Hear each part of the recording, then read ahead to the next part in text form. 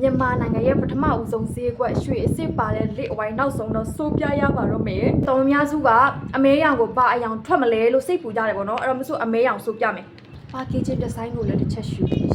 ရန်လာ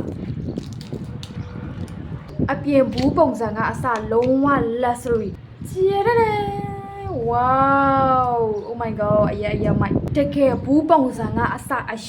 ရန်မိုက်တာပါတကယ်ဒါအရန်လာတယ်original camera နဲ့စိုးပြမှာဖြစ်ပါတယ်ဒါမျိုးစုတ်တန်အကြီးကြီးနဲ့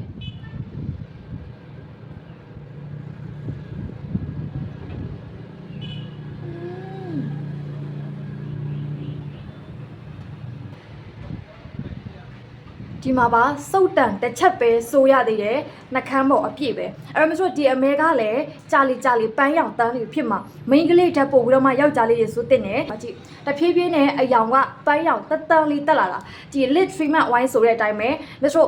နှကမ်းသားပြက်စီရတယ်နှကမ်းကြီးမျိုးစုံကြောင့်နှကမ်းသားညိုမဲသွားတယ်နှကမ်းသားပြက်စီသွားတယ်အကုန်လုံးပြက်ကောင်းလာပြီးတယ်စိုးတဲ့ချိန်မှာလည်းမဆိုနှကမ်းကိုဖူးဆူလေးဖြစ်စီရနှကမ်းပေါ်တင်လိုက်တဲ့အရာတာကမဆိုစီကတ်တာမျိုးမရှိဘူးအရေးကျဲပြောမှရွှဲကြတာမျိုးမရှိဘူးအဲ့တော့သူ့ကိုတင်ထားတဲ့အတိုင်းမှာနေတာဖြစ်တယ်မဆို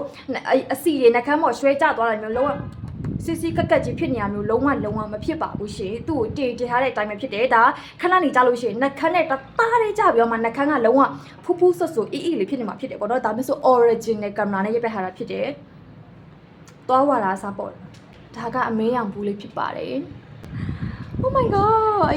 ရင်ကြိတ်တယ်အဲ့တော့မဆိုတကယ်ပွဲတက်တီမိဂါဆောင်နေသွားမယ်ဆိုလို့ရှိရင်ကိုစိုးနေကြနှကမ်းကြီးကိုမှအပေါ်မှာထပ်ဆိုးလိုက်လုံးဝအယောင်ပိုက်သွားမှာနှကမ်းသားလေးပို့ပြီးတော့မှကြွသွားမှာဖြစ်တယ်ပေါ့နော်အဲ့တော့တကယ်လို့ကိုကပေါ့ပါပဲဆိုလို့ရှိရင်ဒါမျိုးတစ်ခုတည်းဆိုအယောင်မိုက်တယ်